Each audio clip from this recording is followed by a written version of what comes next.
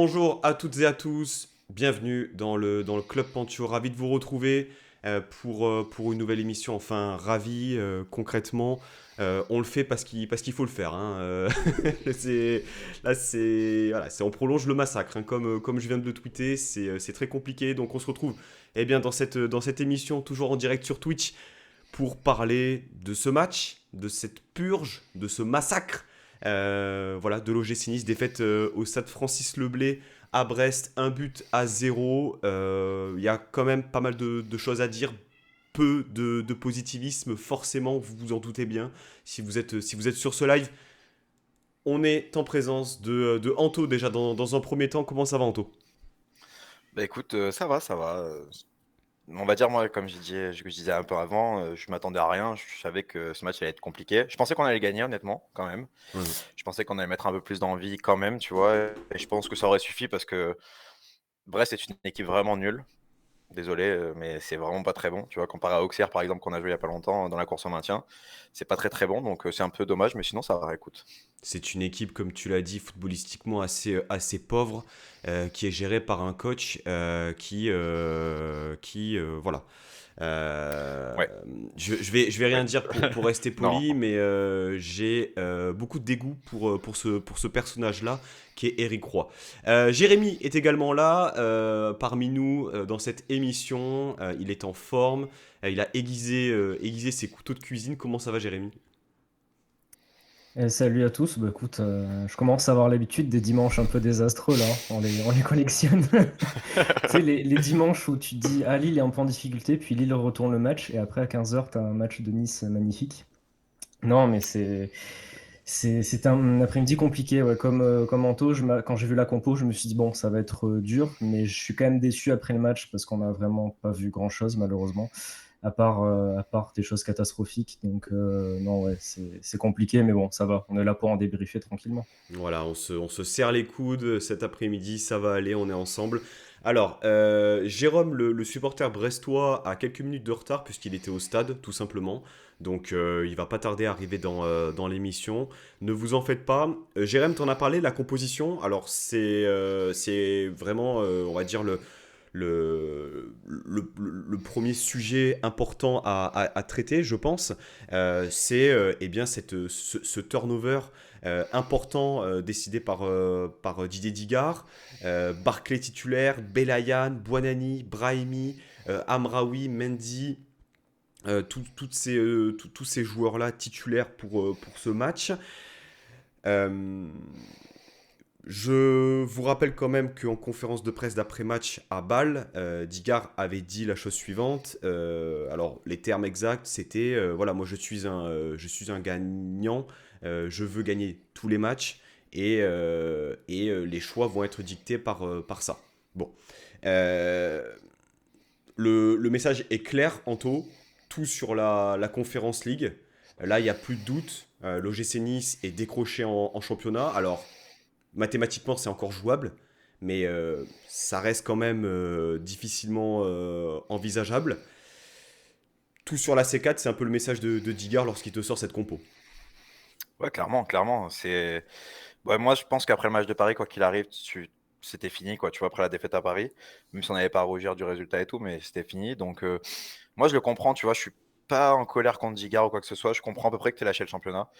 Après, comme j'ai dit, tu regarderas la fin de la saison. Si tu gagnes la Conférence League, tu regardes le match de Brest, tu dis génie quand même, tu vois. Et sinon, parce que quand même, tu as deux joueurs qui sont un petit peu blessés, tu as Youssouf et Ramsey. Est-ce que, tu vois, c'était pas le cas de tout l'effectif qui commence à affaiblir un peu physiquement? Donc, je peux comprendre. Et puis, voilà, maintenant, il faut gagner jeudi. C'est ce qu'a dit plus ou moins Todibo, hein, juste après le match, où il a effectivement parlé de la fatigue. Donc il faut prendre aussi en considération le nombre d'absents, le fait que l'effectif soit beaucoup plus restreint en ce moment et que ça commence à tirer sur les organismes parce que mine de rien, c'est pas pour leur trouver des excuses, mais l'OGC Nice n'a pas l'habitude de jouer 2 fois par semaine. Et c'est ça aussi l'apprentissage, je pense, des futures, on va dire, grandes équipes françaises et européennes, on l'espère. Jérém, par rapport à cette composition, on s'est un peu trituré l'esprit pour savoir exactement si on était parti plutôt sur un 4-3-3, sur un 3-4-3, sur un 3-5-2. Bon, on a commencé sur quelque chose qui s'apparentait à un 3-4-3 avec Amraoui en charnière centrale, avec Pablo Rosario Dante, Barre sur le côté gauche, Mendy sur le côté droit, un milieu de terrain, Belayan, Thuram, Barclay, et puis devant, on avait Bouanani, Brahimi qui jouait, possiblement que j'ai oublié un joueur. Ces choix-là faits par Digard, est-ce que tu les as compris à l'annonce de la composition ou pas? Ah, c'est encore une fois une composition un peu comme contre Bâle où on a eu quelques interrogations sur les postes des joueurs. Moi, ça me rassure pas trop ce genre de, justement, de choix-là. Après, non, là, le message est clair, c'était que justement, on faisait souffler le maximum de joueurs le plus longtemps possible pour qu'ils soient en forme jeudi, hein. Là, il y a pas à se cacher derrière. On veut jouer tous les matchs à fond. Non, là, on a choisi la Conference League, donc ça, c'est certain. Le fait est que, alors moi, il y a quand même un truc que j'ai vu dans la compo, ce qui m'a dérangé, c'est un détail, c'est que tu fais jouer Amraoui et Barre, donc tes deux latéraux gauche. Bon, alors Amraoui n'a joué qu'une mi-temps, il est sorti à la mi-temps, mais du coup, tu fais jouer tes deux latéraux gauche, alors que tu as Naounou sur le banc qui peut jouer axe gauche de la défense. Donc pourquoi ne pas avoir fait jouer soit Amraoui, soit Barre et mettre Naounou, quitte à faire tourner, ben, donne du temps de jeu à un autre jeune joueur à qui c'est son poste de formation, hein. Et Amraoui, c'est pas son poste de formation. Donc voilà, je me suis un peu posé la question, je me suis dit c'est quand même un peu étrange. Hmm. Après, je trouve le turnover, alors oui, de toute façon, il n'avait pas trop le choix au vu de toutes les absences et de tous les joueurs laissés au repos. Après, je trouve un petit peu, un poil exagéré quand même. Je pensais quand même qu'on allait revoir soit Mofi, soit Laborde titulaire. Et peut-être que le turnover, je l'aurais fait après. Peut-être que j'aurais commencé avec une équipe un peu plus type. Et j'aurais fait 2-3 changements dans le match vers la 60e, par exemple, tu vois. Donc bon, Digard a fait le contraire. Après, ça n'excuse pas la prestation qu'on a vue, encore une fois, je trouve. Il y a des joueurs, comme tu l'as dit, qui ne jouent pas, on comprend pourquoi, hein. Dire Barclay, par exemple, cet après-midi, c'était pas possible, quoi. Pourtant, tu vois qu'il a du ballon, mais je veux dire, à un moment donné, le commentateur a dit son nom, je me suis rappelé qu'il était sur le terrain. Bon, il y en a plein d'autres, mais bon, voilà. Après, bon, il y en a plein d'autres, mais je veux dire, voilà, le turnover était un petit peu exagéré. Franchement, quand j'ai vu la compo, je me suis dit, mais qu'est-ce qu'on peut espérer de ce match-là? À part si tu tiens défensivement et que sur un contre ou un corner, tu mets un but. Mais franchement, tu sais très bien que tu vas pas pouvoir beaucoup tenir le ballon et tu sais très bien que tu vas pas pouvoir construire beaucoup d'actions et être efficace. Donc bon, voilà, non, la compo, d'un côté, je la comprends. Après, c'est dommage d'avoir autant lâché, quoi.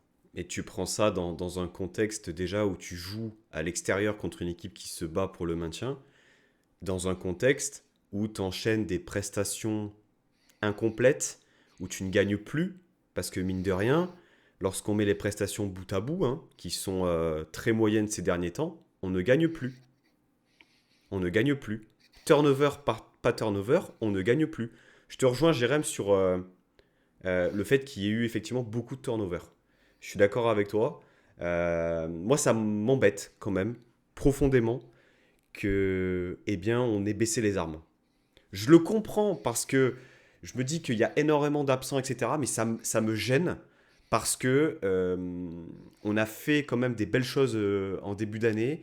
Et là, sur les dernières prestations, alors pour diverses raisons, on s'est un peu saccagé tout le beau travail fait par Digard, notamment contre des grosses équipes, pour finalement terminer 8e ou 9e. C'est dommage parce que ouais, et encore, Anto Ah, c'est si on pas sûr finit qu'on 10e, termine. c'est cool, hein. Non. Non, après, tu vois, par contre, pour parler du turnover, moi, je trouve qu'en fait, ce qui est bizarre, c'est que tu es entre deux, tu vois. Tu vas faire jouer des joueurs qui vont jouer jeudi. Dante, Thuram, Barre et peut-être Buonanni, tu vois. Je sais pas trop comment on démarre à contre balle. Tout dépend Pépé aussi, l'état physique. Mais pourquoi tu fais pas un turnover complet, tu vois? Ouais, Je c'est-à-dire par comprends pas exemple l'entre-deux en vrai. faire Tu vois, démarrer t'as Thuram. Boulka. Ouais, par exemple, avoir un vrai gardien dans les buts, ouais, ce serait très cool. Bref. Mais non, mais tu vois, au-delà de ça, t'as Thuram qui, pardon, t'as Thuram qui fait 60 minutes. Et honnêtement, même si c'était pas le grand Thuram, tu vois, il a quand même joué, tu vois, il a essayé 2-3 trucs. Bon, après, ça Non, marchait plus, il a arrêté. non, Mais il s'est quand même un peu bon, non, ça va, tu vois. non, non, non, non, non. Alors Franchement, attends. si tu peux pas le Alors, plus accabler quand même. non, alors, petite parenthèse. La prestation de Thuram, elle est quelconque. Elle est quelconque cet après-midi. Il est sorti. Déjà, son positionnement, je ne le comprends plus sur les derniers matchs. Je sais pas si c'est tactique, On est je d'accord. sais pas si je ne le comprends plus. Il collait la ligne côté gauche. Je me suis dit, mais c'est quoi ça? Enfin, le positionnement est questionnant. Et non, tout Thuram qu'il est, il n'a pas été bon. Il n'a pas été bon. Non, mais non, je te Mais dis pas qu'il personne a n'a été été bon, bon. mais Il y en a il a certains joué, tu vois, un minimum. qui ont été plus cata que d'autres. Mais on peut pas dire que Ouais. Thuram a fait son match. Non, non, non. Non, mais non, mais il a joué, tu vois, c'est ça dans l'idée, tu vois. Autant faire reposer tout le monde, tu vois, ça me Hmm, dérange surtout pas, surtout que tu sais que Thuram, il enchaîne pas bien tous les 3 jours. hmm. On le sait, depuis le début de la saison, on le voit, dès qu'il y a les matchs en semaine, il est moins bon. Donc je comprends pas pourquoi soit tu reposes tout le monde, soit tu fais jouer tout le monde, tu vois. Je sais pas, je trouve ça un peu bizarre. Mais du coup, vous l'analysez comment, Jérém, toi, le fait de lâcher le championnat, est-ce que tu l'acceptes? Est-ce que tu le comprends? Est-ce que tu considères que c'est un manque d'ambition? Est-ce que c'est du réalisme aussi de la part de Digard? Comment tu te positionnes par rapport à ça? Alors, je le comprends d'un côté, mais moi, ça me dérange un peu. Enfin, j'espère qu'on va pas totalement lâcher. Et de toute façon, si on perd jeudi contre Bâle, on va devoir vite reprendre le championnat, donc ça va être vite vu. Mais moi, ça me dérange, comme tu as dit, un peu qu'on ait lâché, qu'on ait un peu lâché ce match-là. Parce que quand même, si tu finis la saison 13e ou 8e, c'est quand même pas la même chose. Pour ton mercato aussi pour la suite et pour l'aspect financier sur les primes en fin de saison. Donc ça me dérange un petit peu. Après, de toute façon, ce qu'il faut voir, c'est pas que sur les choix d'Igard, parce que ben, quand tu as autant d'absents, de toute façon, c'est quand même aussi très compliqué à gérer pour un coach qui est aussi très jeune, avec si peu d'expérience aussi. Donc je pense qu'il fait un peu comme il peut, il fait certaines erreurs qui sont aussi compréhensibles. Mais voilà, de toute façon, on a trop de joueurs qui sont blessés et trop de joueurs qui sont physiquement trop légers. Et donc, de toute façon, ça t'amène à une situation où là, tu es obligé de faire jouer autant de jeunes joueurs. On y reviendra, par exemple, Belayan qui a fait le travail cet après-midi, mais des jeunes joueurs qui n'ont pas trop l'habitude, qui sont un peu dans le dur, et des titulaires qui doivent encore un peu enchaîner, ou des titulaires qui ne sont de toute façon pas au niveau, parce que de toute façon, il y en a certains qui n'étaient pas au niveau sous Favre, qui ne sont plus au niveau là maintenant. Donc c'est aussi un problème de joueurs, il y en a qui ne sont pas au niveau. Il faut aussi le dire. Après, voilà, le souci, moi j'espère qu'on va quand même pas le lâcher, parce que comme je l'ai dit, les places sont importantes en fin de saison, même si c'est pas pour l'Europe. Quand tu arrives pour ton mercato, pour parler à un joueur de ton projet, que tu veux jouer l'Europe, mais que tu finis 14e ou 13e, si tu finis 8e, tu vois, c'est quand même un peu mieux, t'as pas fini trop loin. Donc bon, il faut aussi se mettre dans l'idée que les débuts de saison, les débuts de saison s'enchaînent aussi après les fins de saison, que les fins de saison sont aussi importantes pour donner de l'allant. Donc j'espère qu'on va quand même pas tout lâcher, rien que pour l'aspect mental et par fierté, quoi. Donc voilà, je comprends qu'on mette une petite priorité sur la Conference League, mais il faut pas non plus trop exagérer, quoi. C'est-à-dire que tout compte fait, faire tourner, c'est bien. Maintenant, si tu te chies dessus jeudi soir, eh ben, bonjour la fin de saison, quoi. C'est-à-dire que là, t'as mis de côté le championnat, alors consciemment ou inconsciemment, parce que les prestations contre Nantes, les prestations contre Lorient, Auxerre et compagnie, on était encore dans la course et on n'a pas réussi à gagner ces matchs-là. Mais on ne passe pas jeudi et qu'on ne se qualifie pas en demi-finale, le dernier mois de compétition, là, le mois et demi, coton, coton, coton. On accueille Jérôme. Ici c'est Brest, je vais y arriver. Qui peut-être voilà, qui aura vous verrez un sourire cet après-midi dans le live. Ce sera Jérôme, puisque eh bien le Stade Brestois l'a emporté cet après-midi. Comment ça va, Jérôme? Ça va très bien et vous? Vous m'entendez? On t'entend parfaitement. Après à la question est-ce que ça va, Magnifique. voilà, On est là. Bof. on est là. Oui, oui, oui, oui, bah oui, c'est sûr que demander ça va après une défaite, c'est pas ce qu'il y a de mieux. Mais bon. Bon, l'après-midi était belle du côté de Francis Leblay. Ouais, l'après-midi était plutôt pas mal. Même il manquait notre maître à jouer, Les Melou, on a trouvé quand même que cette équipe avait de l'allant. Et puis qu'elle a réussi à marquer au bon moment et à tenir jusqu'à la fin du match avec une équipe de Nice, on va dire, qui était un peu fatiguée et qui n'était pas vraiment concentrée sur ce match-là, pour moi, hein. Clairement, ils avaient la tête ailleurs. Ça se sentait au terrain, Euh, sur le terrain justement que que l'équipe n'était pas forcément, on va dire, concernée, ou t'as senti la dimension physique aussi, peut-être, vu du terrain?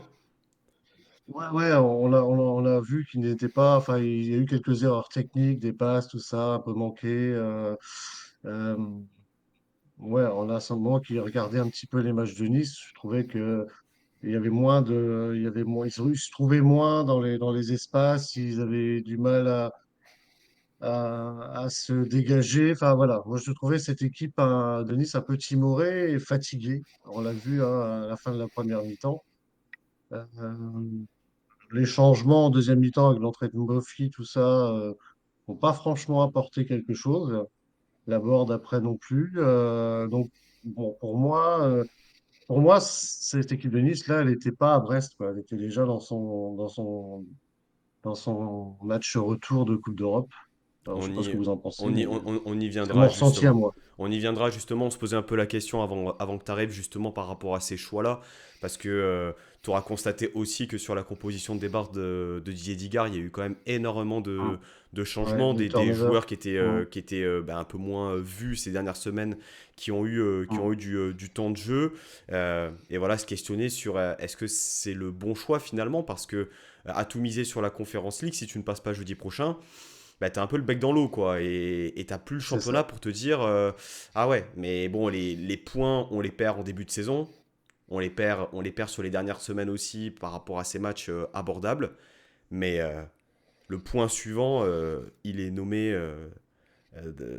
Quelle purge, en fait. On a assisté à surtout une deuxième mi-temps, mais c'était une Mm. purge. C'était infâme du côté de Nice. Infâme. Et alors, avec tout le respect qu'on a pour le stade brestois, hein, parce que t'es pas en terrain ennemi, Jérôme, loin de là, c'était pas le Barça en face, quoi. Euh, Non, non, non, mais moi je suis d'accord avec toi, hein. Nous, on a essayé de. C'est une équipe qui joue le maintien, donc qui reste très bas sur le terrain en bloc.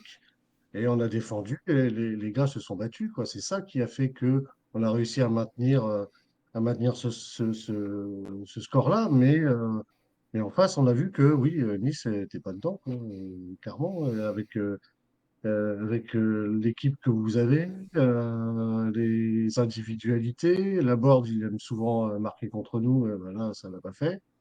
Et puis, ouais, ouais, on a vu que oui, la deuxième mi-temps, je suis d'accord avec toi, c'est de votre côté en tout cas, c'est presque un non-match, quoi. hmm. L'effet Eric Roy pour le stade brestois, l'opération maintien bat son plein, vous y croyez et à la nomination de Eric Roy, alors on va dire nous côté niçois, on a eu un petit rictus parce qu'on s'est dit oh là là le choix le choix douteux, mais finalement qui s'avère être payant pour l'instant.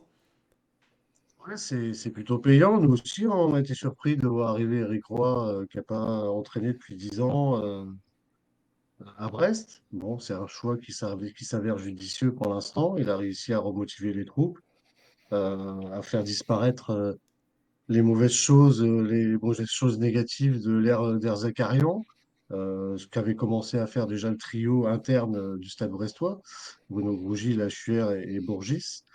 Mais oui, oui, il a amené sa patte, on va dire. Et pour l'instant, ça fonctionne plutôt pas mal. Nous, on avait vraiment c'était notre point noir, notre gros point noir, c'était la défense. On la sent remobilisée. C'est vrai qu'en début de saison, on n'avait jamais la même défense. Il y avait toujours des blessés, des suspendus. Donc, on avait vraiment on n'avait jamais vraiment la défense type, surtout les centraux. Ça changeait souvent. Donc, pour stabiliser une défense, c'est pas très, voilà, c'est pas très, très bien. Et du coup, voilà, on sent qu'on a retrouvé ce jeu qu'on avait, c'est-à-dire, bon, c'est pas non plus le meilleur jeu du monde, hein, avec Derzakarian, c'était plutôt un plutôt jeu bas en bloc qui monte très vite avec Hmm. des individualités comme Honora, Le Doiron, et puis essayer de tenter la tête de Mounier souvent. Donc voilà, oui. Moi, je suis plutôt. Le discours, quand il est arrivé, la première fois qu'il a pris la parole, en tout cas, dans la conférence de presse au Stade Brestois, j'ai aimé son discours. Hmm. J'ai trouvé qu'il était, voilà, Ok. il arrivait avec des valeurs, il arrivait avec des idées. Il arrivait aussi. On lui a imposé des adjoints. On a dit le trio qui était en place déjà, ce sera tes adjoints du coup. Hmm. Donc il fallait faire avec ça. Et il le fait très bien.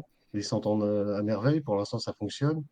Et on espère. Bon, bah, on voit que Auxerre, bon, Strasbourg a gagné aujourd'hui, Auxerre aussi. Nantes, ça va pas trop bien. On reçoit Nantes dans 15 jours. Euh, donc c'est ce match-là qu'il va falloir gagner aussi. Et autrement, bah, on retrouve aussi des joueurs. On l'avait perdu en début de saison. On le retrouve. Pierre Lesmelou commence à imposer son jeu au milieu. La défense est un petit peu stabilisée. Donc il y a plein de choses Hmm. positives comme ça qui disent que bon, la fin de saison, elle sera peut-être belle, quoi. Ok. Alors, tu as parlé justement, on va dire, des longs ballons. La passe décisive est toute trouvée sur le but concédé par l'OGC Nice. Une succession d'erreurs individuelles absolument cataclysmiques qui commence par Bon. le contrôle raté de Pablo Rosario sur un ballon aérien.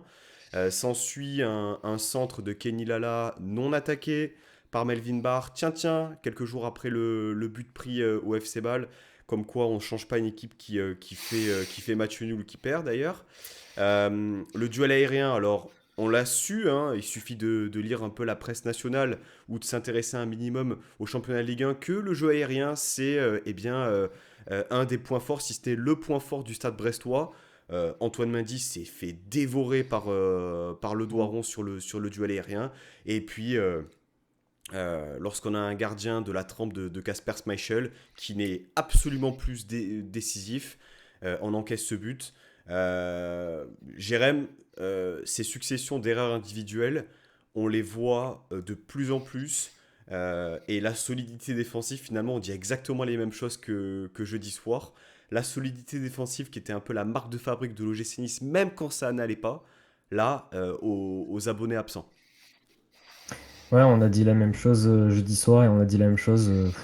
J'ai l'impression que je dis la même chose toutes les semaines, quoi. Vraiment, la défense, c'est pas possible. Et tous les buts qu'on prend, c'est des buts où si t'es un minimum concentré et rigoureux, quoi, en fait, tu les prends pas.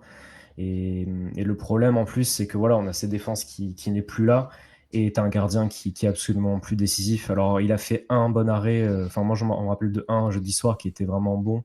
Après, bon, les autres, c'était sur lui, hein, donc c'est pas non plus incroyable. Mais déjà, sur le deuxième but, pour moi, il est fautif comme d'autres, mais il est fautif.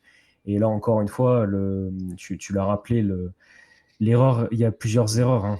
Rosario, il y a Barr qui défend trop loin, encore une fois, de son attaquant. Mendy qui perd son duel aérien, mais Schmeichel, enfin, moi, vraiment, quand il y a eu la tête, en plus, on a pas eu le ralenti tout de suite. Mais quand j'ai vu l'action, vraiment, quand il y a eu la tête, moi, je me suis dit, bon, ça va, elle est pas dangereuse, la tête. Enfin, j'ai pas eu l'impression qu'elle était très dangereuse. Et je me suis dit, bon, Schmeichel va la capter, en fait. Après, bon, en voyant le ralenti, c'est vrai que la tête était puissante. Mais quand même, enfin, Schmeichel aurait dû l'arrêter, quoi. Enfin, pour moi, c'est vraiment comment dire, une tête, un tir que tu dois arrêter quand tu es un bon gardien de Ligue 1, quoi. C'est pas du tout une tête. Enfin, s'il avait fait un arrêt là, ça aurait pas été exceptionnel, quoi. Donc, vraiment, là, la défense et notre gardien qui n'est plus décisif, c'est vraiment très compliqué. Et en plus de ça, voilà, on n'avait pas du tout les armes offensives, surtout en début de match, pour vraiment inquiéter Brest. Donc, du coup, moi, quand j'ai pris le but, je me suis dit, bon, bah, à part si on fait des changements assez tôt dans le match, c'est fini, quoi, parce que tu as une défense qui était vraiment trop en difficulté. En plus, voilà, tu avais Amraoui qui jouait défenseur central, c'est pas vraiment son poste dans une défense à 3, donc c'est encore compliqué, du coup, parce que dans le positionnement, d'abord, le positionnement entre Barr et Amraoui était super étrange, parce qu'un coup, tu avais Amraoui qui joue un peu plus haut que Barr, puis après, il redescendait en Je, défense, mais je- Barr restait sur le je côté, pense, je, c'était pense je très pense bizarre.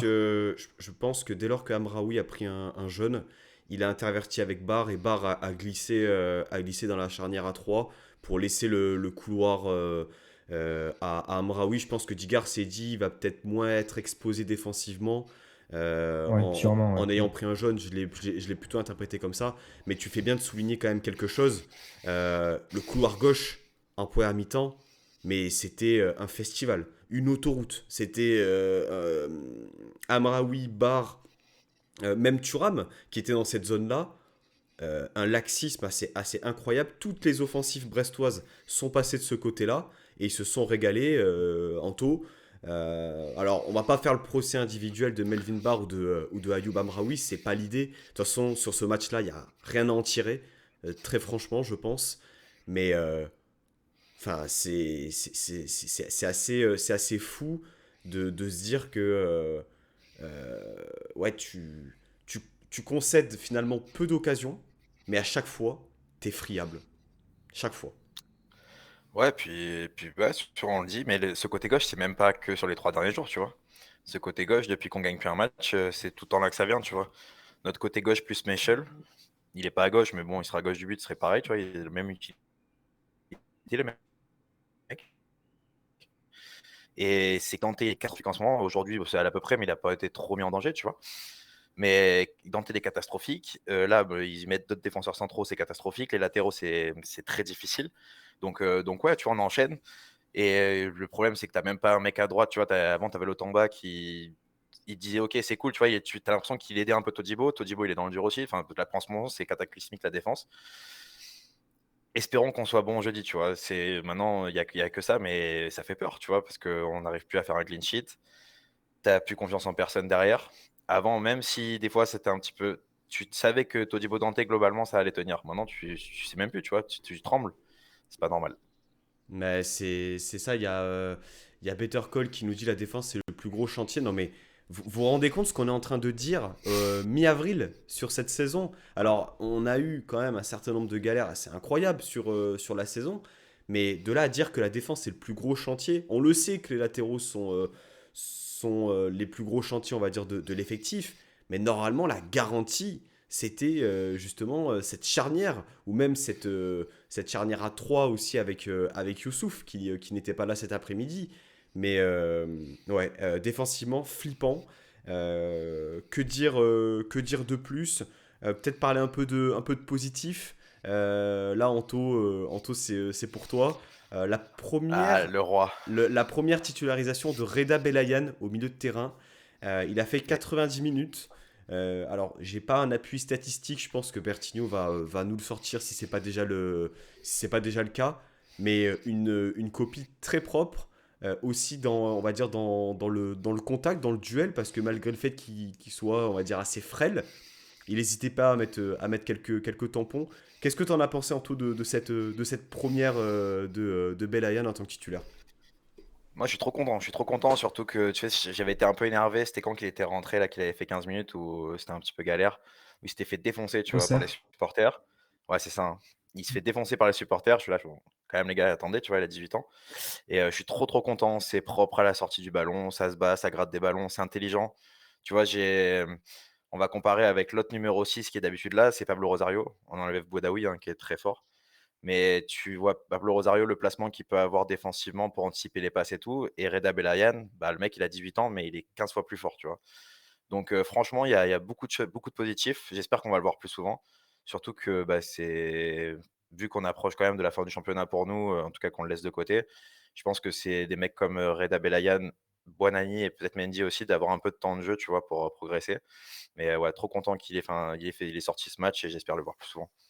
C'est un crack, futur ballon d'or. Objectif. On va doser un peu. Jérém, quelque chose à ajouter peut-être sur Reda Belayan et cette prestation? Non, c'est très bien, c'est un peu ben, l'éclaircie de l'après-midi, hein, un jeune qui a montré de belles choses. Donc non, j'ai trouvé justement très sérieux dans ce qu'il a fait. Les rares fois où il a pu se mettre en évidence pour des belles passes, bon, c'est plutôt devant après que ça a fait n'importe quoi, mais il a quand même fait délivrer de belles passes. Il était présent, je trouve, complet en fait comme milieu de terrain. Donc c'était pas mal du tout. J'ai les stats que Bertinho a mis du coup Hmm. sur Twitter.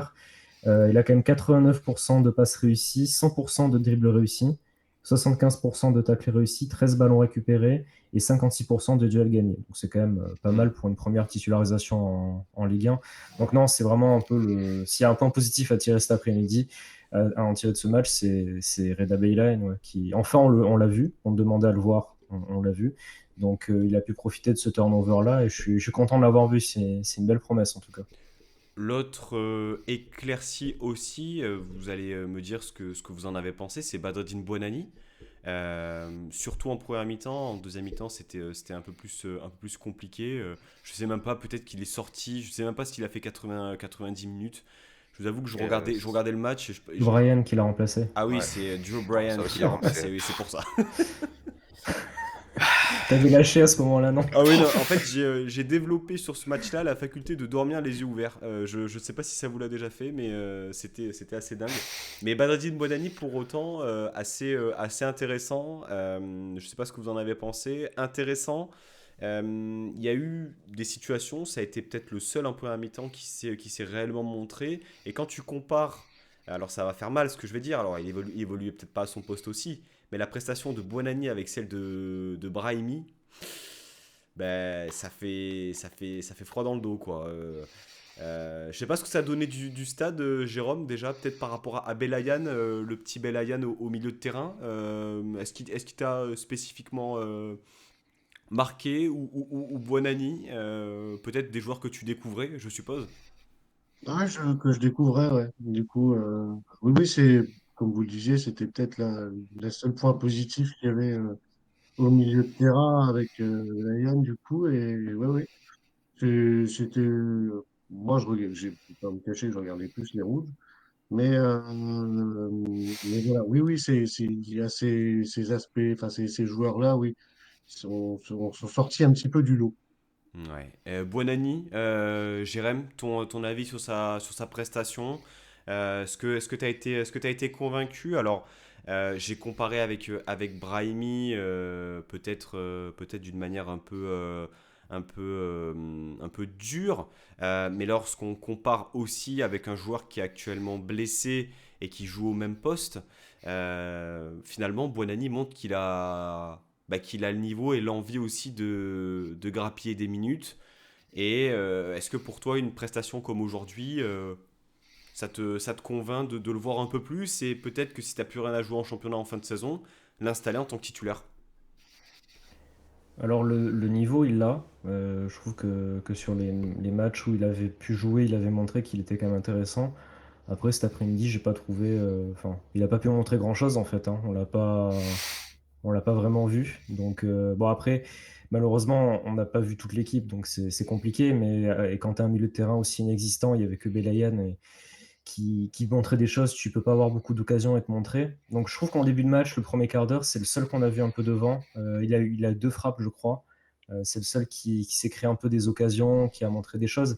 Après, voilà, il n'a pas pu faire beaucoup mieux, hein, de toute façon, au vu de la prestation de l'ensemble de l'équipe. Il n'a pas eu beaucoup plus l'occasion de se mettre en avant. Donc, non, voilà, on sait qu'il a le niveau. Et oui, comme tu dis, moi, en fin de saison, sur le couloir droit, de toute façon, Nicolas Pepe est de nouveau blessé, donc au genou. Donc, à mon avis, on va pas le revoir. Ou alors, si on le revoit, c'est 1 ou 2 matchs. Mince alors. Mais, mais, euh, mais voilà, sur le couloir droit, pourquoi pas donner du temps de jeu à Buonanni. De toute façon, une des missions de Didier Digard, c'était de préparer la saison prochaine aussi. C'était de donner du temps de jeu à certains jeunes joueurs, donc comme il a fait un peu aujourd'hui. Mais pour moi, Buonanni, c'est clairement voilà, le joueur à qui il faut donner du temps de jeu sur la fin de saison pour le préparer et lui donner le plus d'expérience possible pour la saison prochaine. Ça, clairement, ouais.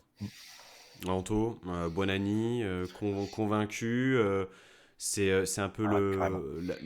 l'avenir aussi et finalement peut-être le titulaire de l'année prochaine à ce poste-là, d'ailier droit. Qu'est-ce que tu en penses? Bah, même jeudi, hein. Franchement, jeudi, si t'as pas Pépé, il y a que lui, quoi, tu vois. Tu vas dans un match où, de toute façon, on le voit, hein, on a du problème à la création. Ça, le genre de joueur, il te l'amène. Surtout que je le trouve, en fait, tu vois, quand tu le compares à Brahimi, c'est pas pour l'accabler Brahimi, hein, c'est juste qu'on retrouve le vrai Brahimi, en fait. Et le mec, il est complètement con. Ouais, je suis désolé, hein, c'est pas. Enfin, peut-être dans la vie, c'est un mec génial, mais putain, sur un terrain de foot, il lève jamais la tête, il prend aucune information. En fait, c'est un bison. Lui, c'est le vrai bison originel, tu vois. Il fonce tout droit et dès qu'il arrive à la ligne, il centre et en plus, il fait n'importe quoi.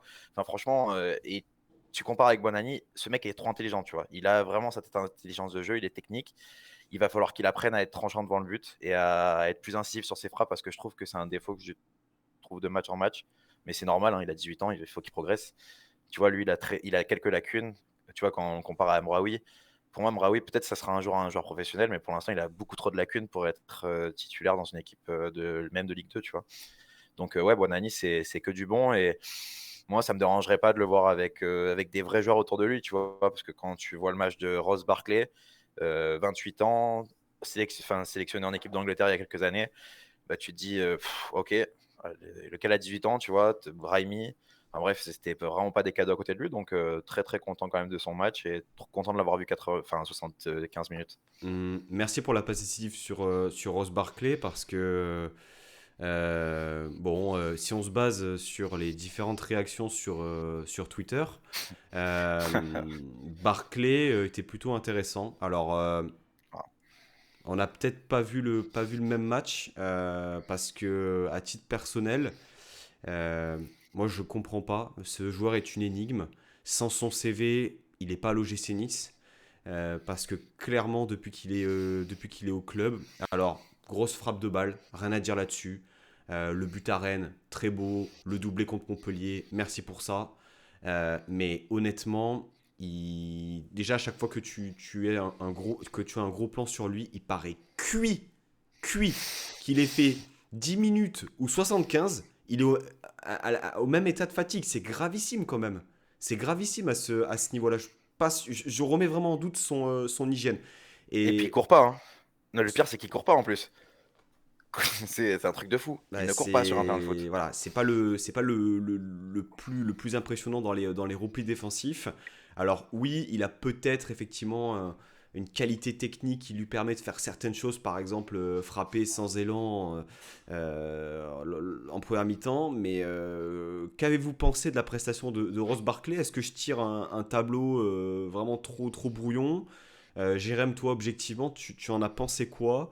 C'était pour lui l'occasion aussi de montrer qu'on pouvait compter sur lui, et en même temps peut-être pas évident aussi pour lui de se dire que il n'est pas dans la liste d'enregistrement de la Conference League. Il a été pris un peu par défaut parce qu'on n'avait pas de politique on va dire de direction sportive l'été dernier. Il a été pris un peu voilà pour être un peu une tête de gondole au même titre que Ramsey. Seulement Ramsey, ben, lui montre qu'il a le niveau. Ah, carrément. Donc si on se met à la place du joueur, tu te dis bon en fait je suis là mais je suis pas vraiment désiré, on compte pas sur moi, on m'enregistre pas en Europe, on me fait jouer parce qu'il faut faire tourner. Je pense pas qu'il soit dans le meilleur contexte aussi pour s'épanouir, mais objectivement, à l'OGC Nice pour l'instant c'est très compliqué Ross Barkley. Ce qui est dommage, c'est qu'en fin d'année dernière et en début d'année, il était un peu mieux, je trouve, et notamment dans la communication du club, on le mettait un peu plus en avant. Il y avait eu une petite interview de lui justement sur certains de ses buts, sur sa sélection en Angleterre, tout ça. Je trouvais qu'on le mettait pas mal en avant, et d'un coup, justement, c'est vrai que quand Digard est arrivé, et ben on l'a quasiment plus vu en fait. Il était tout le temps remplaçant, où il jouait au mieux 20 minutes en fin de match. Donc du coup, je pense que il a commencé à un moment donné à être un tout petit peu mieux, puis en fait, bon, on lui a plus montré vraiment de la confiance, parce que du coup, on a eu le retour un peu de Boudaoui en 6, on a eu Ramsey qui était installé en 8. Bon, Thuram c'est évident qu'il soit titulaire, mais il a été un petit peu mis de côté. Donc, du coup, comme tu le dis, bah, je pense qu'à partir de ce moment-là, il a dû se dire, bon, bah, on compte plus trop sur moi. En plus, il n'est pas sur la liste en Europa League, donc conférence, donc bah, encore un coup un peu au moral. Donc du coup, je pense que oui, on peut pas lui demander des tonnes de choses. Après, par contre, c'est sûr que voilà, moi, quand il a joué à Nantes, je trouvais que les 10 premières minutes, il était assez intéressant. D'ailleurs, c'est lui qui fait la passe D sur le corner pour Mofi. Mais après, il avait fait un match où on l'avait pas vu. Et cet après-midi, on l'a pas vu, quoi.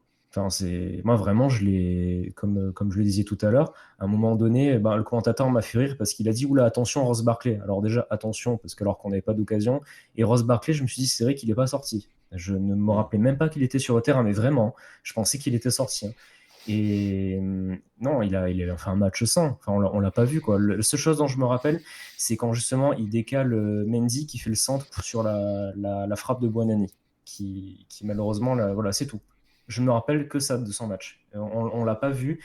Et quand je disais que le milieu de terrain était inexistant, c'est parce que justement, je trouve que Thuram a fait une première mi-temps très moyenne, parce qu'après il est sorti rapidement en seconde. Barclay, on l'a pas vu. Il y avait que Reda Belayen qui était en 6, qui faisait ce qu'il pouvait. Donc du coup, non, voilà, Barclay, c'était super moyen. Et de toute façon, je pense qu'il va pas rester. Il doit le savoir. Donc à mon avis, voilà, Hmm. il doit pas être dans les meilleures conditions pour jouer. Et même inconsciemment, tu n'as peut-être pas envie de tout donner dans ces cas-là, quoi. Donc Compliqué c'est compliqué pour compliqué de lui. mobiliser un joueur Ouais. dans un projet quand tu sais qu'il n'est pas forcément le bienvenu. Jérôme, dans les prestations, voilà, plutôt côté brestois. Bon, on a parlé du but de Le Doiron qui était plutôt bien, enfin plutôt beau finalement. Comme quoi, il arrive aussi de voir des buts sur centre et sur tête, hein, lors des matchs de l'OGC Nice. Malheureusement, c'est contre nous. Qu'est-ce que tu as pensé de la prestation de ton équipe de manière générale et est-ce qu'il y a des prestations qui t'ont fait plaisir? Je pense notamment à Bizot qui, dans les cages, a été décisif aussi. Il n'a pas eu énormément de travail, mais il te permet aussi de faire un clean sheet et de remporter les 3 points. Ouais, ouais. Alors, vous m'apprenez que Ross Barkley jouait, du coup. Je ne savais même pas. Ouais, ouais, Non, il non, était mais c'est titulaire vrai. vraiment. Il est transparent. J'ai numéro 11. Je ne savais pas qu'il était sur le terrain. Euh, non, sur le match de Brest, euh, moi, je pense que c'est une solidarité collective qu'on a retrouvée. Donc, moi, je vais plutôt placer le Hmm. collectif au-dessus des individualités. Les buts de la tête, on est habitué, hein. On sait très bien que Mouillet est spécialiste, c'est un des meilleurs d'Europe sur les remises de tête. Le Doiron est pas mal non plus, donc on savait très bien que sur la tête, enfin, je pense que les autres équipes le savent du coup, qu'on est très fort là-dessus. Alors, je reviens sur le but. Moi aussi, j'étais surpris qu'il aille dedans. Donc, je pensais pas qu'il y allait, en fait. Et c'est en revoyant le ralenti, je me dis, ah, si, quand même. Ouais, c'est pas mal. Mais dans Il- le stade, en tout cas, mes collègues à côté de moi étaient pareils. On n'était pas, voilà, c'était pas prêt, comme d'habitude, à un but tout fait, comme Del Castillo a manqué en deuxième mi-temps. Où là, tu es déjà debout, prêt à bondir, enfin, déjà à applaudir, quoi. Là, tu étais assis, tu regardes, et puis une passe, ah, ben ça rentre. Bon, d'accord. Donc, voilà. Et après, oui, Bizot, oui, bien sûr, ça, on le sait qu'on a un gardien qui fait des choses très bien, mais qui peut aussi faire des choses très mauvaises. C'est justement ça, un de ces. Il nous a fait perdre quelques points cette saison, clairement, hein. Il nous en a fait gagner beaucoup aussi. Mais voilà, c'est un gardien qui peut être très très bon sur sa ligne, dans la relance, mais il peut avoir des fois complètement des incohérences, des trous ouais, c'est des balles faciles à chercher, et puis tu as l'impression, bon, il va l'arrêter là. Ah ouais, non, elle rentre. hmm. Bon, voilà, il a ces petites choses négatives que des fois on se pose la question sur la stabilité en fait de ses performances. Mais autrement, oui, bien sûr, c'est un très très bon gardien. Après, nous, ce qu'on avait peur aujourd'hui, c'est de ne pas pouvoir produire du tout du jeu, c'est-à-dire laisser venir cette équipe de Nice. On a réussi quand même à faire quelque chose, malgré l'absence de Pierre Lesmelou. Euh, mais on a vu quand même nos limites là-dessus. Hmm. Au milieu de terrain, c'est pour ça qu'à des moments, on passait vraiment par-dessus le milieu. Et puis c'est vrai que vous, du coup, de votre côté, le milieu était plutôt bon avec ce jeune-là, du coup. Donc je pense que Magnetti, voilà, aujourd'hui, dans la récup, il a été plutôt pas mal. Euh, Belkebla, très fort aussi, hein, on va dire, il a deux poumons, trois, voire trois des fois. Euh, et puis la rentrée de Camara, je pense que c'est important en deuxième mi-temps aussi, a fait du bien à ce milieu de terrain-là. Hmm. Voilà. Bon, moi, ce que je mets en avant aujourd'hui, c'est le collectif. Parce Ok. que cette équipe-là n'en avait pas en début de saison. Bon. Voilà. Il y a une question sur le chat pour toi, Jérôme, de Nissar Leta qui nous dit il y a un beau stade qui devrait être construit à Brest. Est-ce que c'est acté ou est-ce que c'est encore en projet? Alors, c'est acté, hein, c'est acté. Normalement, il devrait sortir de terre et livré en 2026. Bon, c'est un petit stade, hein, parce qu'à Brest, on n'a pas des grosses ambitions. Déjà, c'est de se maintenir en Ligue 1, puis d'y rester le plus longtemps possible. On a un stade de 15 000 places qui va voir le jour, moderne, très moderne, avec ça sera pas que en fait un stade de foot, ça va être aussi un petit peu des choses autour. C'est un truc qui va vivre tout le temps à plein temps, qui est pas trop, on va dire, qui est hors de la ville. Oui, là c'est un stade de centre-ville qu'on a à Francis-Leblay, mais qui non plus n'est pas des kilomètres et des kilomètres hors de la ville. Donc ça reste hyper accessible quand même ce stade-là, qui va être construit dans une zone commerciale hein, qui est assez proche du centre-ville en tram, en bus, on y va très vite. Donc voilà, donc ça Hmm. devrait normalement sortir de terre pour 2026. Le problème en ce moment, c'est pas les financements, c'est que maintenant, au début, c'était un projet privé, si tu veux. Après, c'est passé en public-privé. La mairie, ça s'est arrangé, tout ça. Le problème, c'est que la dernière élection a mis des écolos en avant et les écolos Hmm. sont en train d'essayer de bloquer le projet. Mais normalement, c'est acté. Ils ne pourront pas, en fait, faire capoter le projet, puisque au pire, le retarder le plus possible, mais le faire capoter, ils ne pourront pas. Il y a Donc ça Bocani- verra un jour ou l'autre Hmm. le jour. Il y a Bocanissa qui nous demande est-ce qu'il y aura une crêperie autour du stade. Question très très importante. Ah oui, c'est important. Bien évidemment. Euh, oui, bien évidemment.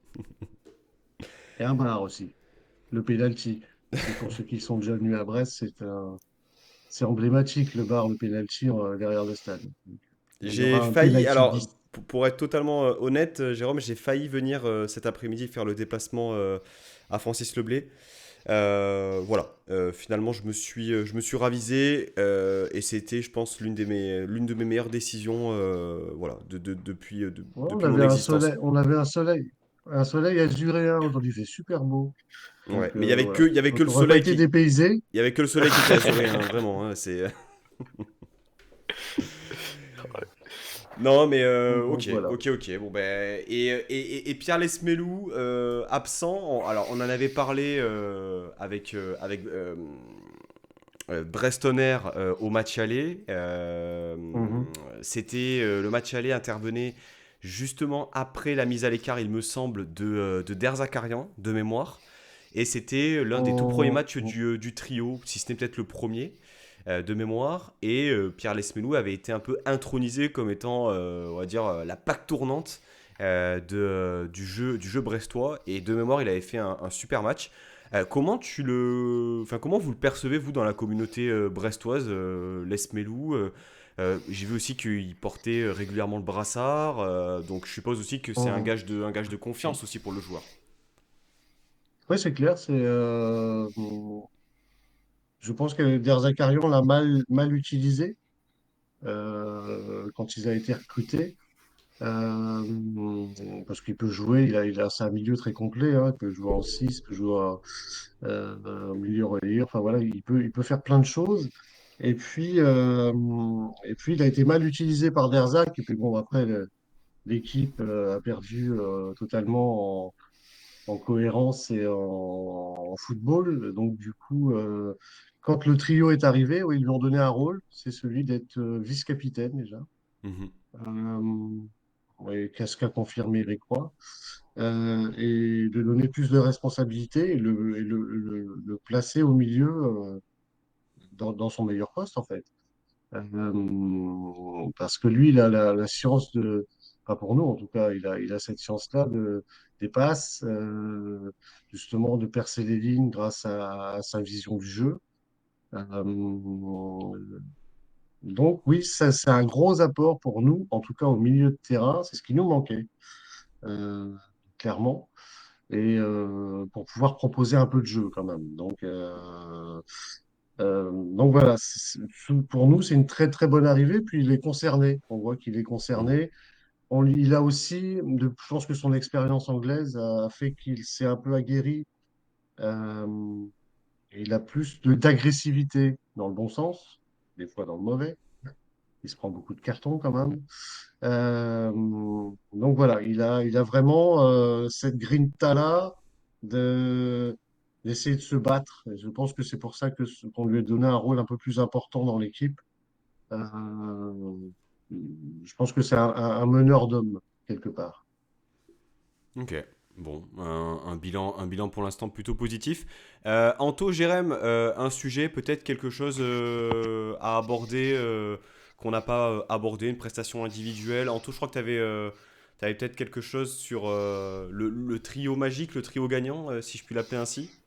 Ah, le trio incroyable, Ross Barkley, Pablo Rosario, Peter Schmeichel. Non, pardon, Casper, parce que l'autre quand même était bon.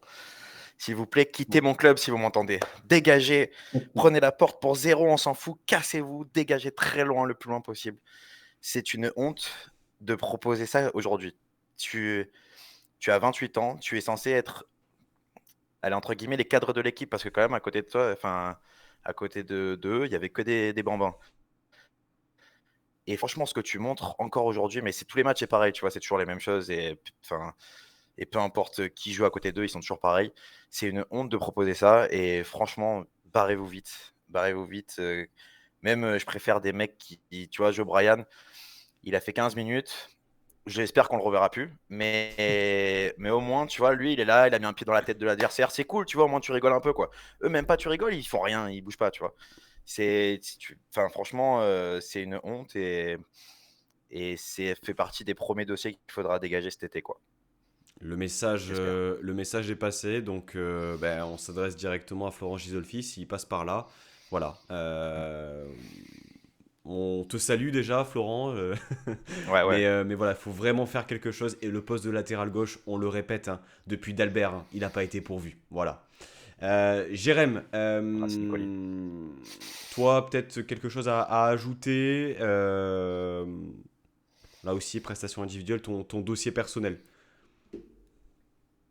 Je pense on a fait un peu le tour des joueurs. Bon, Barclay, ouais, je me suis déjà exprimé, Schmeichel aussi. C'est vrai que Rosario, cet après-midi, ça a été très très compliqué. Sur les derniers matchs, je trouvais qu'il y avait quelques matchs où ça allait. Quand même, il n'avait pas fait des matchs exceptionnels, mais c'était quand même, il faisait ses matchs, on va dire. Là, cet après-midi, ouais, ça a été très compliqué. Pourtant, dans un poste où je l'avais trouvé plutôt bon et meilleur qu'au milieu. Enfin, en défense, je l'avais toujours trouvé plutôt assez bon, quoi. Et même là, cet après-midi, c'était compliqué. Il a fait une bonne intervention en fin de match, quand même, à un moment donné. Mais c'est tout, je crois. Après, beaucoup d'hésitation, tu sens que dès qu'on lui met un peu la pression, en fait, il est un peu en panique des fois. Donc, enfin, voilà, c'était très compliqué. Donc, ouais, non, mais de toute façon, il n'y a pas beaucoup de prestations à sauver. Je voulais souligner, ouais, comme ça me vient comme point. euh, Moi, je me suis quand même dit, quand Mofi est rentré, puis après Laborde et Boudaoui notamment, Laborde, Boudaoui, Todibo sont rentrés, je me suis dit, bon, on va peut-être voir quelque chose. Je crois qu'on a réussi à avoir une occasion sur la petite frappe de Gaëtan Laborde. Mais en fait, ils n'ont rien apporté non plus, quoi. Donc, enfin, je veux dire, Boudaoui, il a pris un jaune direct, il a failli, enfin, il a refait une faute derrière où bon, voilà, c'était limite. Il a rien apporté, et même devant, après, Laborde et Mofi n'ont pas ont rien fait aussi, ils ont rien pu faire. C'était tellement déconstruit collectivement qu'en fait, même les individualités ont rien pu faire, quoi.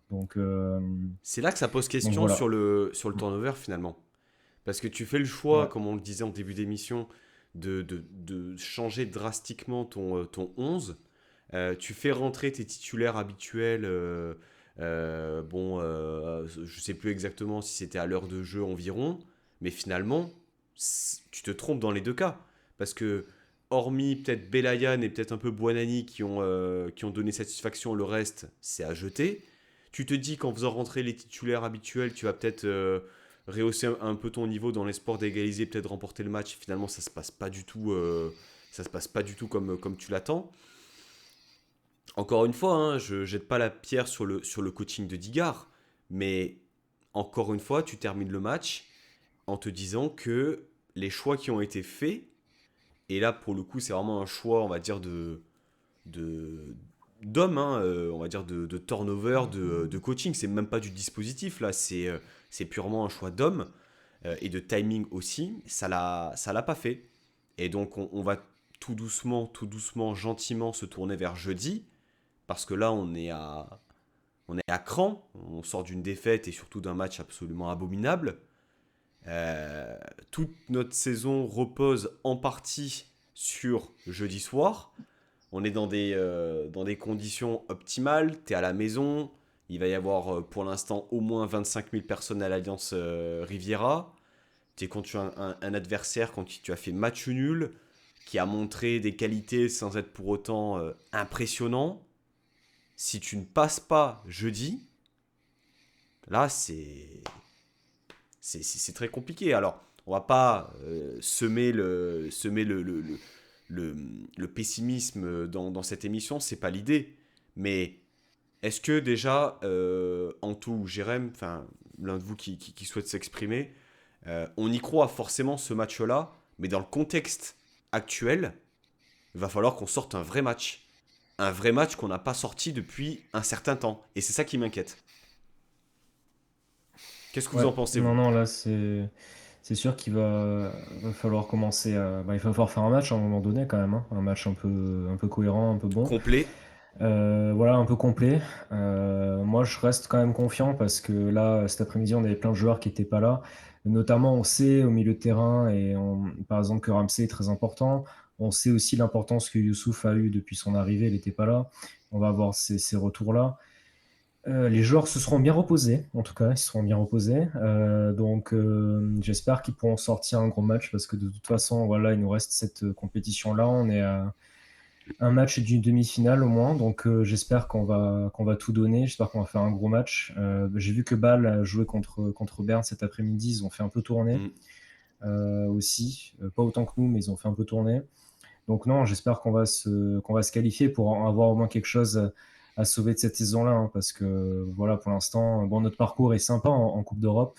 J'espère qu'on va aller un peu plus loin pour qu'on se souvienne de quelque chose de cette saison, à part la victoire Louido et Vélodrome, parce que pour l'instant, sur cette saison en championnat, c'est les seules choses qu'on a fait de bien, hein. C'est gagner. Bon, il y a Lens et Lille aussi, mais c'est gagner à Monaco, à Marseille. Sinon, la saison, il faut quand même voir qu'on finisse vraiment.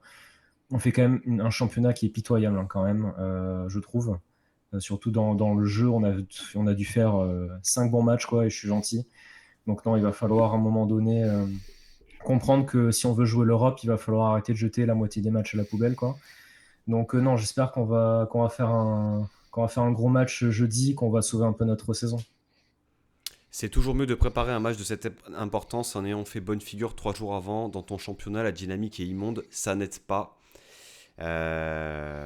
Anto, Pas ton, forcément ton d'accord, avis moi. là-dessus, est-ce que vraiment on peut se rassurer, entre guillemets, que les joueurs cet après-midi, on va dire les joueurs qui risquent d'attaquer jeudi, avaient dans l'esprit ce match retour. Néanmoins, le capital confiance, il n'est pas énorme sur les dernières semaines. On n'a pas le choix que de se qualifier parce que si tu fais quart de finale de Coupe d'Europe, que tu te fais sortir par le FC Bâle et que tu termines 11e, bah, la saison, hein. Là, il y a. Qu'est-ce que t'en penses, toi, Anto? Déjà, je suis pas du tout d'accord sur le fait que 3 jours avant, il faut que tu fasses une bonne prestation. Tu vois, tu le vois, Munich qui a perdu pratiquement, allez, qui a perdu des points parce que quand même ils perdent pas souvent en Bundesliga, mais qui a souvent perdu des points en championnat avant d'aller jouer en Ligue des Champions. Au final, ils ont tout gagné, tu vois. Donc ça, moyen. Puis bon, tu peux pas trop comparer aujourd'hui parce que forcément il y avait, allez, à parler ceux qui sont rentrés, mais il y avait 3 titulaires qui seront là jeudi, donc c'est pas très grave, tu vois. Après, moi, je suis grave confiant. Et puis j'ai envie de me dire qu'on a enduré 90 minutes aujourd'hui contre Brest. Tout le respect toujours que j'ai pour Brest, mais honnêtement, je pense que Nantes est encore pire que vous. Mais après, sinon, les autres, ils sont plus forts dans la course au maintien. Tu tapes 90 minutes comme ça, j'espère bien que c'est pour aller à Prague et pour aller soulever la coupe, tu vois.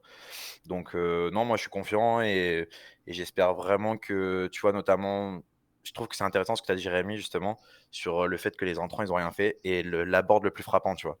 J'ai trouvé que l'abord, il n'était pas du tout rentré dans son match, alors que c'est quand même une de ses caractéristiques principales et c'est ce qui fait que les gens l'aiment bien. Je l'ai trouvé pas du tout concerné et je pense que, ouais, il a la tête complètement à jeudi. Réponse jeudi, on sera tous au stade, donc les gars, voilà, rendez-vous au stade jeudi. Alors, je vois passer un tweet, notamment d'une personne de la communauté, qui nous rappelle quand même que on avait un certain nombre d'absents. Alors, je vais retrouver le tweet que je vais vous lire. On avait 8 absents, c'est Maxime Mas sur Twitter. On avait 8 absents, dont 6 titulaires, plus Boudaoui, Mofi, Todibo, Laborde sur le banc. 4 joueurs de 18 ans titulaires, plus Brahimi titulaire, donc ça fait beaucoup. Prends n'importe quel club en France avec tous ces absents et on voit s'ils font mieux que nous. Voilà, est-ce que ça vous rassure pour autant?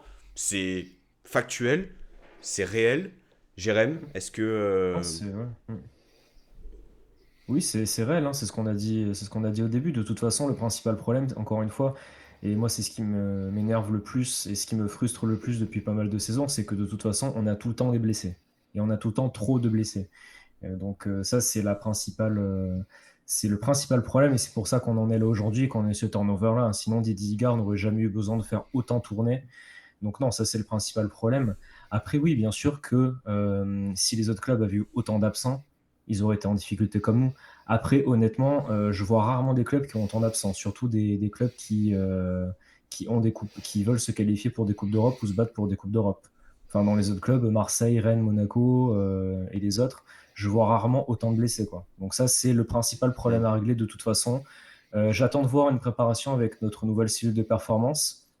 Il va falloir vraiment aussi travailler sur le staff médical parce qu'il y a quelque chose qui ne va pas. C'est pas possible d'avoir des joueurs blessés. Alors, des fois, on se dit oui, on prend des joueurs qui ont des problèmes de blessure. Mais là, ça fait les saisons se suivent, on a des joueurs différents et ils se blessent, quoi. Donc, c'est le principal problème de toute façon. Ça, c'est une certitude. C'est pour ça que je disais au tout début que oui, il y a eu des choix et le turnover était un petit peu excessif.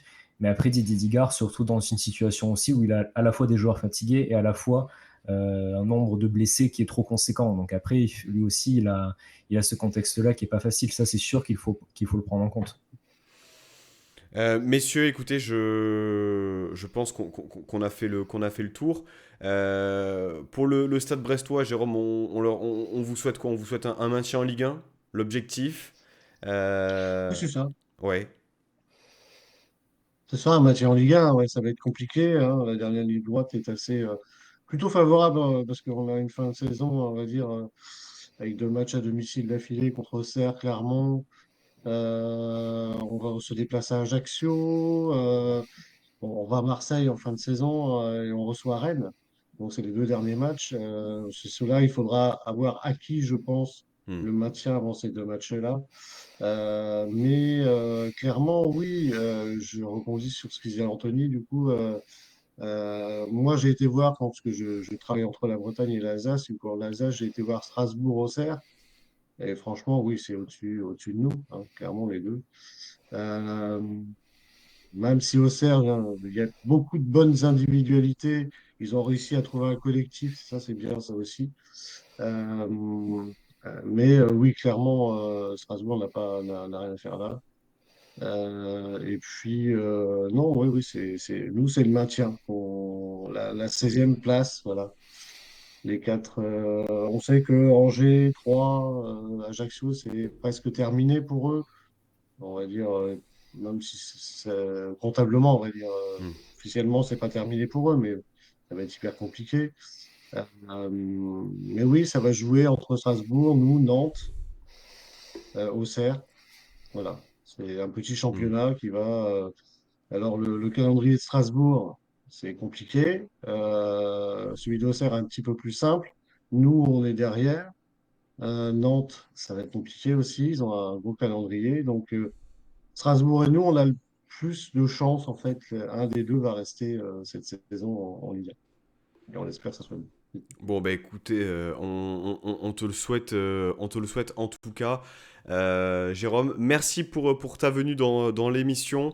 Merci également à vous deux, Anto et Jérémy, d'avoir été un peu les compagnons de détresse un peu en cet après-midi très très compliqué que nous a offert l'OGC Nice. Néanmoins, on est à moins d'une semaine d'un retour de quart de finale de Coupe d'Europe. Qu'on le veuille ou non, on va vivre quelque chose de très grand avec, on l'espère, une issue favorable avec une demi-finale de Coupe d'Europe. On met tout là-dedans, là-dessus. Il faut que l'Alliance Riviera soit pleine à craquer. Il faut que la barre des 30 000 personnes soit atteinte assez rapidement. Du monde au stade. Et puis on espère des jours meilleurs pour l'OGC Nice. Cette émission est à retrouver sur YouTube en replay, également sur Spotify dans la soirée. Je vous remercie d'avoir été là tous les trois. Passez une très bonne soirée, une bonne fin de Juste week-end. rajouter, juste rajouter une chose, du coup, on vous souhaite d'aller très loin du coup en Europa League. Alors, j'en parlais avec nos collègues tout à l'heure. Voilà, on vous souhaite d'aller le plus loin possible. Voilà. Bah, c'est très gentil, c'est Merde. très gentil. Merci, c'est gentil. On va prendre un peu toute l'énergie de Brest pour essayer de passer l'obstacle balois. On vous souhaite une très bonne soirée. Merci aux personnes présentes sur le chat. Et puis à très vite pour une nouvelle émission. Salut, salut. Merci, salut. À plus.